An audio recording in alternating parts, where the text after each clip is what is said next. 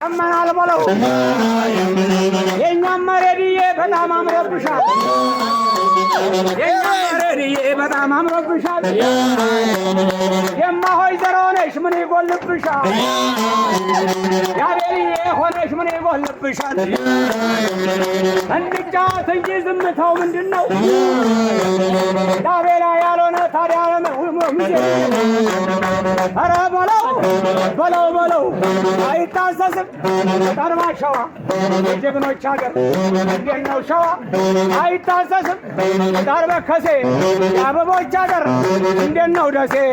መቶ ቢወለድ መቶ ነው ጉዱ። እማሆይ ዘሮች እንደረዲ ያለ ይበቃላል። ያመናል በለው ያመናል በለው የእኛማ ረድዬ ለእናቷ ጥሩ ናት።